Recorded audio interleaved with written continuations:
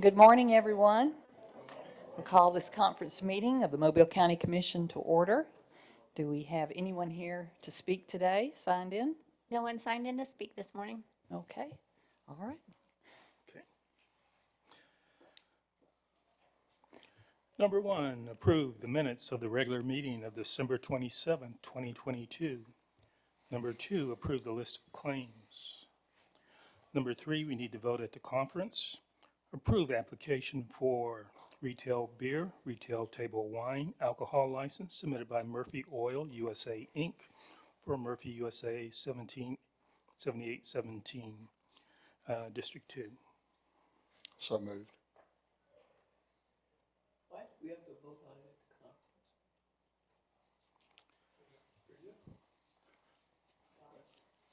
The only reason I'm asking is because it gives no notice to the public.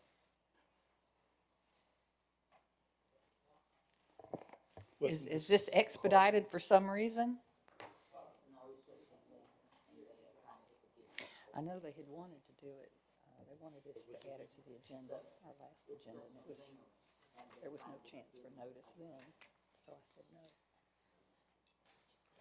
Commissioner, this was the one that they called in on last month. Right. They were trying to get the business open. It's been lingering for a while, so that's the reason why it was put on.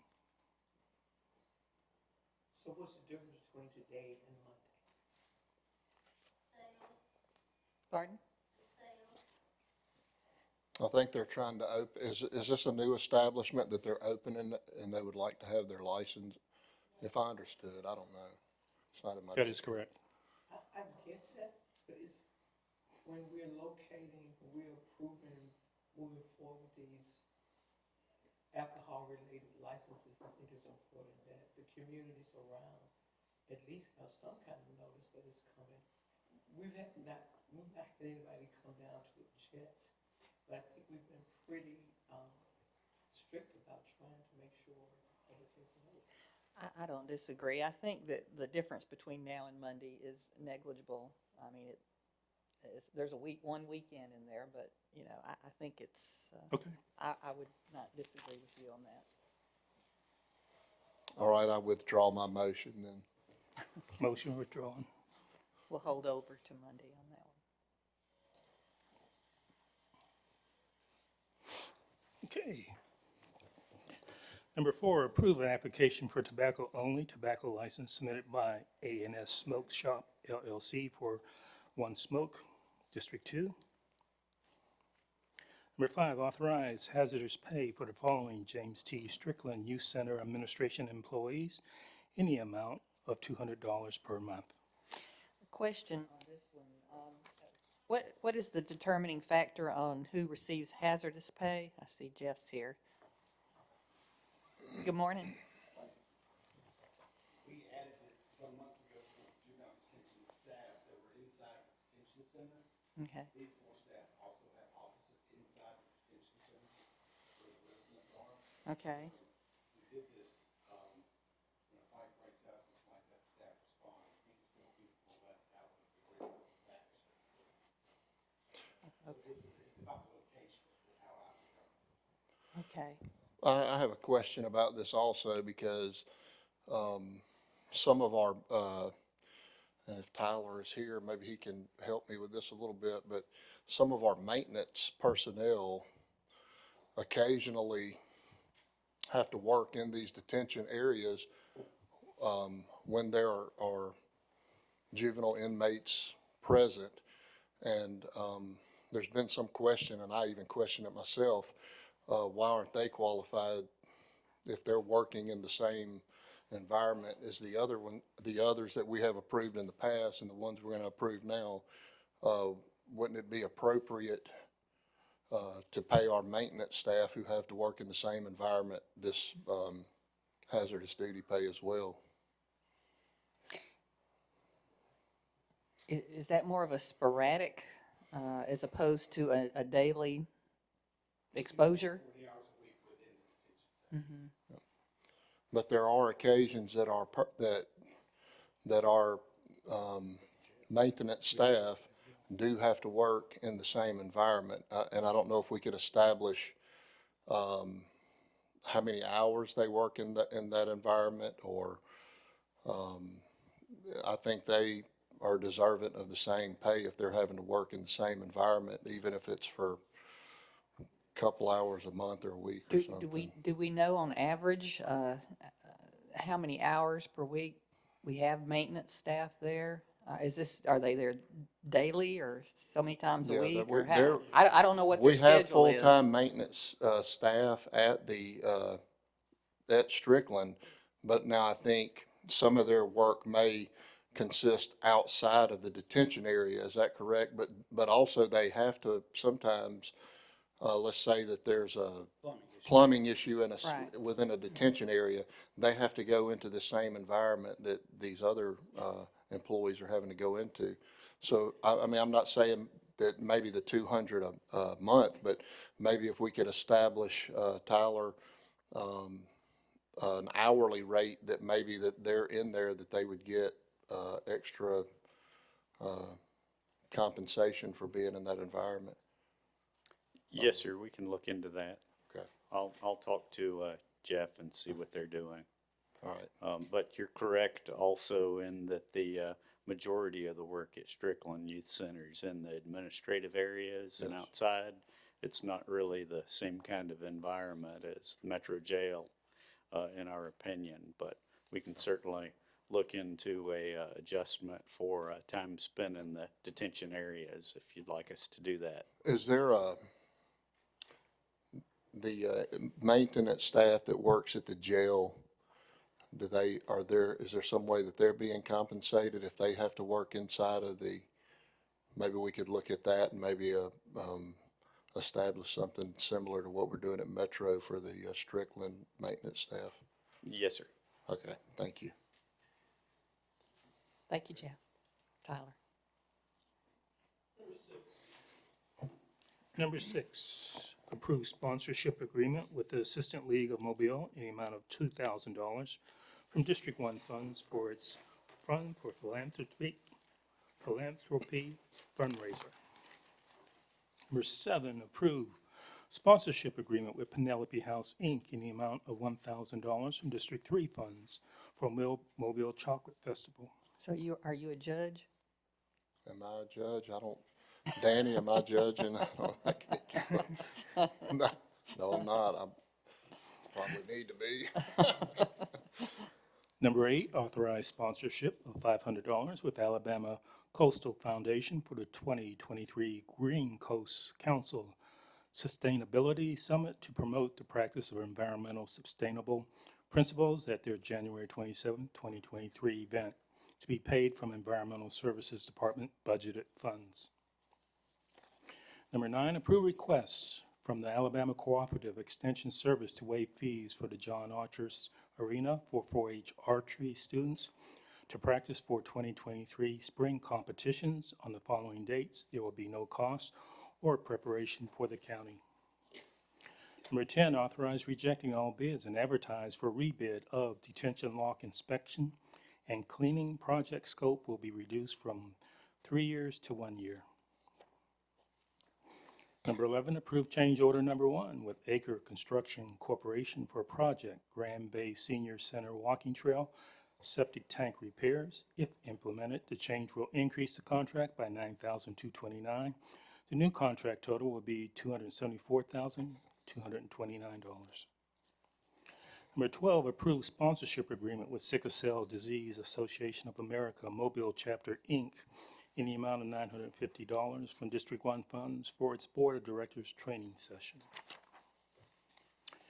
Number 13, approve amendment to appropriation contract with African Town Community Development Corporation to increase contract amount from $35,000 to $85,000 for a total additional amount of $50,000. Additional funds will be used for the Senior Citizens Rehabilitation Program. Excuse me. Number 14, approve professional services agreement with Live Strategies to provide media outreach to the citizens of Mobile County regarding the county's use of American Rescue Plan Act funding to assist, grow, and enhance local communities through new construction, educational opportunities, and charitable interests.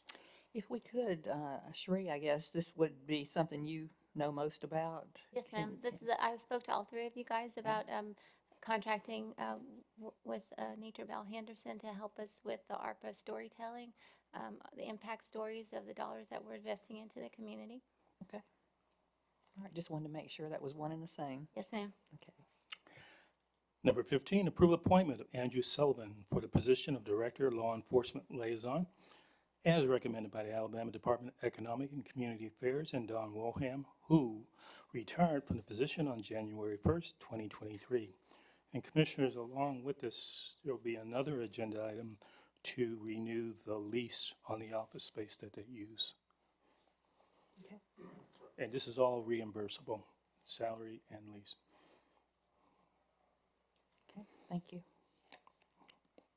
16, approve professional services contract with Insights to provide a range of consulting services to the Human Resource Department, specific training for county employees and other services as on a needed basis. Could we have a little more explanation on that?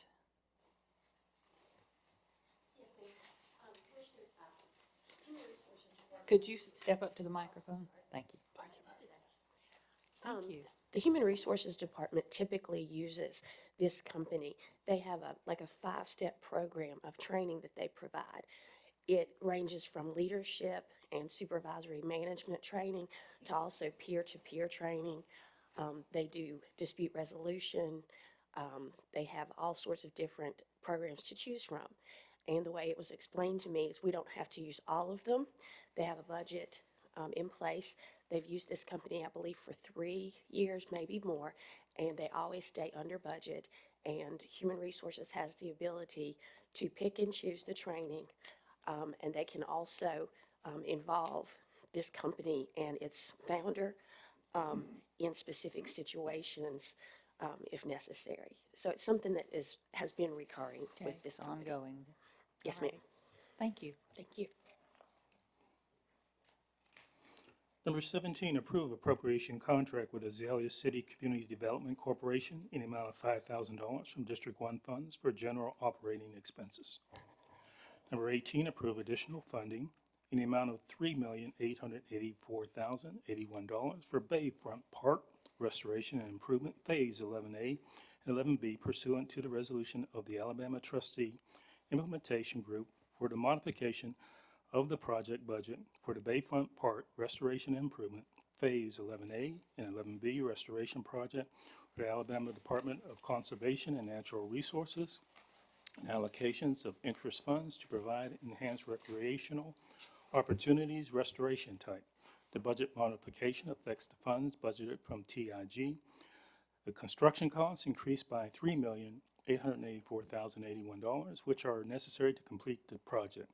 At the December 28, 2020 Mobile County Commission meeting, agenda item number 29, the commission authorized the acceptance of a grant from the Alabama Department of Conservation and Natural Resources for the Bayfront Park Restoration and Improvement Project, Phase 11A and 11B, the amount of $4,648,304. That's a mouthful. Yes, Um, it is. Tina, would you mind coming up and giving an explanation of what Keep we're in doing? mind that Yeah. they didn't ask for a contract, it's just Yeah, for lack of better phrase, it's an award to go on Right. top of all this. Okay. So I just wanted y'all to have as much information, But but she question- knows more about it. Question two, since this is an increase of $3.8 million, does this affect the bid that went out for We haven't construction? gone out for bid for the next phase. So just a little Okay. background. Okay, Back in the first few years after the oil spill, we put together project suggestions, and Bayfront Park restoration and public access was one of those. Some years later, it was selected by the Technical Interagency Group, TIG, and they control the Natural Resource Damage Assessment funds that resulted from the oil spill, NERDA funds. So they put together this plan to restore public access because it was impacted by the spill. They selected the Bayfront Park project for it, and they allocated, first it was about $1 million for planning and design, and then they came back, and for the next phase, they allocated, I think it was 4.6 now, yeah, for construction of the first phase, or really for the construction of the entire thing. That was based on an engineer's cost estimate from 2017, I think, some years ago. So we move forward with construction. We start with the beach construction. So this is constructing a beach on the bay down at Bayfront Park, and then to be followed by restrooms and boardwalks and other facilities, playground. But the budget came out really short because since 2018, a lot's happened and the construction costs are through the roof. So we completed the beach and we went back to the state because we Which, by the realized. way, is beautiful, if anybody hasn't seen It is absolutely beautiful. Great job they've done. They did do a great job. Oh, yeah. So we went back to the state and said, okay, we built the beach, but we don't have enough money now to go forward with the bulk of the boardwalk and the Boardwalk. bathroom and the playground. And so the state, Commissioner Blankenship kindly took our request and took our current engineer's estimate and went back to that TIG and asked for more money. And so we already had an agreement in place. The way they work, they just authorize, they pass They the don't want resolution. an amendment to the agreement, they just said in a resolution, here it is. And Tina and I thought it best to Commission A know about it, at least approve the receipt of the money, though there's no contract, it arguably goes along with it, but we think it would relate back to the requirements of the original grant in 2020. Kind of our assessment of it. So it's basically accepting money from TIG, which I'm not familiar with. Technical Interagency TIG. Group, it's the state agency and the federal agencies who control how the oil spill monies are Right. spent in the Gulf Okay. of Mexico. Okay, The NERDA money, the NERDA that's portion right. of the money. Right. Okay. and a couple other buckets. But Well, we were fortunate that that TIG was willing to provide additional funding in that amount to And continue. you know, along with that too, I'd publicly like to thank Commissioner Blankenship's office because they were a big influence, I think he has a lot to a do with it. lot to do with Commissioner's correct. that. So I'd like to thank his office and him personally for standing up for us to get this additional funding that's desperately needed to finish that park. And I think he was more than willing to fight along with us to get the money. So thank you, Commissioner Blankenship.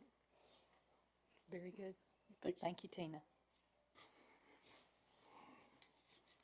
Number 19, approve renewal of support agreement with CDW Government in the amount of $4,347.50 for Adobe Photoshop CC for Teams and Adobe InDesign CC for Teams for the Revenue Commission. Number 20, approve renewal of equipment watch light package subscription online services in the amount of $3,858.40 for the period of January 18, 2023 to January 17, 2024 for the Public Works Department. And that's it. Is that it? That is it. Commissioners, we will add on or add back. At the last meeting, we held over one item, and we're going to add that back to the agenda, and that item will read as follows. Approve contract amendment with Eagle Electrical Services for an additional amount of $10,000 for a revised total amount not to exceed $34,604 to add required longshoreman insurance for additional lighting and outlets at Cedar Point Pier. Okay, There's hold up from the last meeting or. Yes. all right. Thank you. Okay, Mr. Kegley, I think it's your Very turn. good. Good morning, Commissioners. We'd ask if you would on Monday, consider taking the following action. One, authorize assenting to the county engineer's approval of an extension of the approval for the preliminary plat for a one-year period on Penny Lakes First Edition.